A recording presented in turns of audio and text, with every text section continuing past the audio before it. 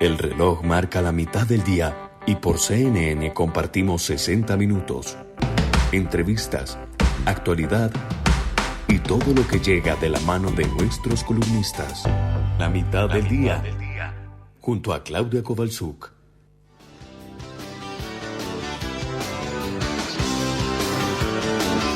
Ya lo tenemos con nosotros al economista Miguel Ponce. Miguel, ¿cómo estás? Buen mediodía.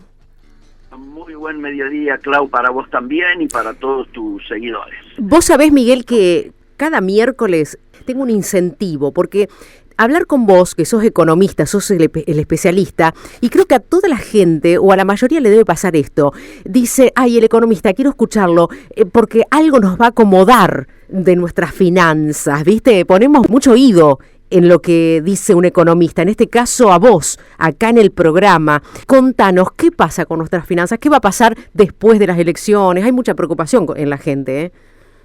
Sin duda, sin duda. Y yo siempre trato de incluir nuestra cotidianidad en los marcos nacionales, pero también internacionales. Y paradójicamente, los temas que hoy están ocupando la primera plana de los medios argentinos, en alguna medida también coinciden, algunos de ellos, particularmente algunos de ellos, con lo que cómo estamos apareciendo en el exterior y cómo esto tiene implicancias también en las decisiones que se toman en relación a Argentina y cómo esto termina derramando en lo que le ocurre a nuestra gente. Quiero decir, es un ida y vuelta complejo, pero que hay que tenerlo en cuenta siempre. Vos fíjate, ¿qué ocupa hoy la primera plana de los portales nuestros?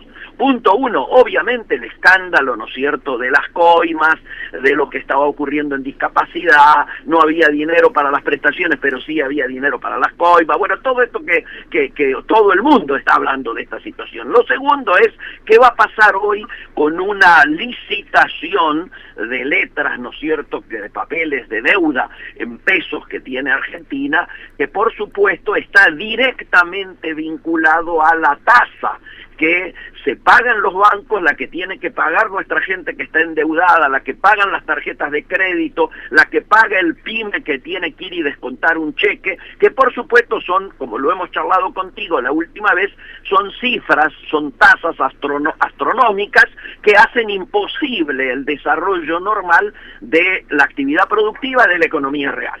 Pero claro, si miramos esto de afuera, a dónde va el dólar, cuál es la situación que nos encontramos, qué va a pasar en términos electorales, hay un hecho que nos está pegando de manera muy fuerte. Te diría, desde el tema de la criptomoneda, que no aparecíamos en todos los portales como ahora, y esto está teniendo impacto directo en el vínculo que Europa tiene con América Latina a partir del tema de la guerra arancelaria. Es decir, Europa está buscando que se acelere el acuerdo Mercosur-Unión Europea.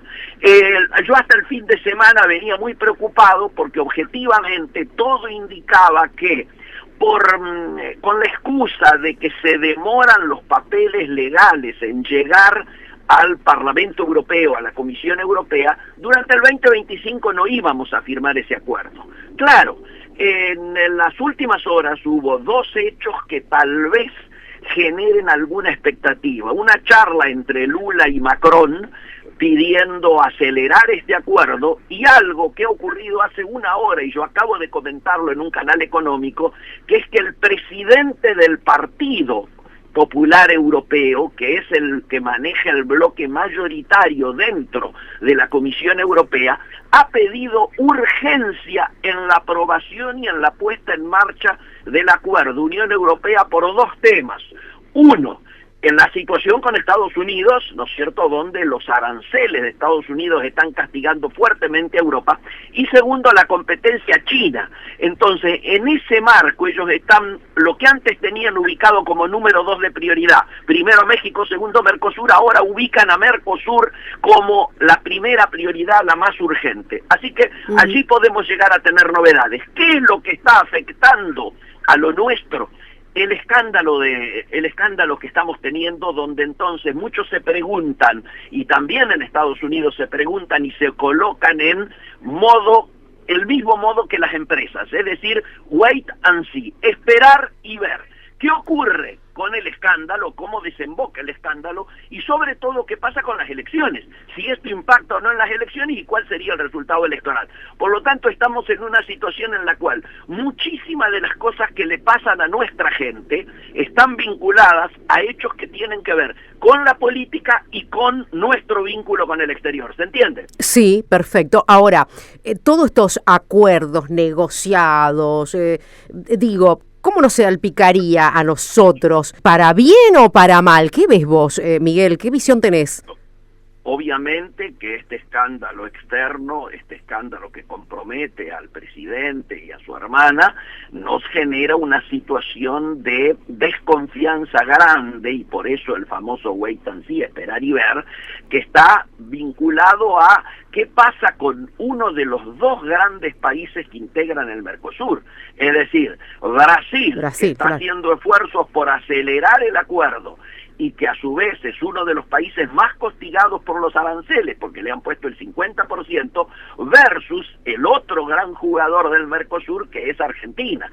Y en Argentina las dudas son no solo por el escándalo, sino por alguna suerte de alineamiento automático que estamos teniendo con Estados Unidos, que no redunda en un beneficio como el que esperaba el gobierno para este tiempo, que era ser recibido nuevamente por el presidente Trump, Milei, y sobre todo, lo más importante, haber firmado ya un acuerdo por aranceles en el cual Argentina iba a ser el primer país latinoamericano que firmara acuerdo de aranceles con el Mercosur, hecho que iba a ser anunciado por el propio Trump en su red social, pero que me parece, hasta que pasen las elecciones y hasta que el ruido por este escándalo que se está viviendo en el país no decante y se aplaque un poco, me parece que ese acuerdo va a tener que esperar. Miguel, como última pregunta, ¿qué opinión tenés con respecto a el después de las elecciones? ¿Caerá la economía? Te diría lo siguiente, separaría en 3 etapas. La primera, de acá hasta la elección de septiembre, léase provincia de Buenos Aires, hasta la elección de octubre, el segundo tramo, y después de octubre.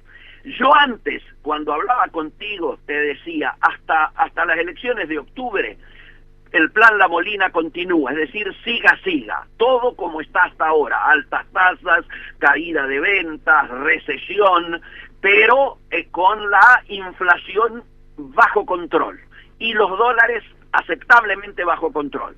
Ahora te diría, hasta la elección de septiembre, léase, nos queda una semana y unos días más, el plan La Molina continúa. Tengo mis dudas de que pueda continuar hasta las elecciones de octubre.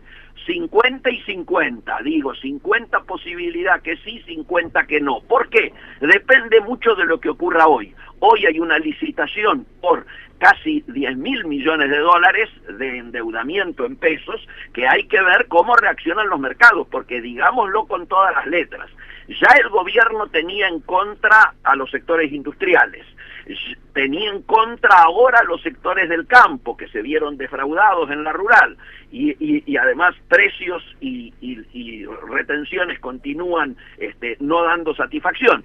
Y ahora tiene en contra también al sector financiero, al que le han metido unos encajes espectaculares que prácticamente impiden que la gente tome créditos o coloque, ¿no es cierto?, se coloque en tasas de interés y preserve su dinero. Más bien hay presión hacia el dólar. Entonces, yo te diría, en función del resultado de la elección de septiembre en provincia de Buenos Aires y del impacto de lo que ocurra hoy y en esta semana, en lo que resta de la semana, podemos tener un escenario en el cual el gobierno se vea obligado a adelantar algunas decisiones. ¿Qué sería adelantar decisiones? Lo que venimos diciendo que va a ocurrir después de las elecciones de octubre, que pensábamos que iba a ocurrir luego de las elecciones de octubre, que es esto que elegantemente algunos dicen sinceramiento de las variables particularmente cambiarias, y otros directamente dicen devaluación. Lo que yo no veo es que se esté colocando en el centro de las preocupaciones la economía real, la producción, el crecimiento, el desarrollo, el consumo. Esto, por ahora, no veo que haya indicadores que permitan mirar con optimismo las próximas semanas. Gracias, Miguel, como siempre. Nos escuchamos la semana que viene. Desde ya que sí, Clau, un gran beso para vos. Chao. Allí estaba el economista Miguel Ponce.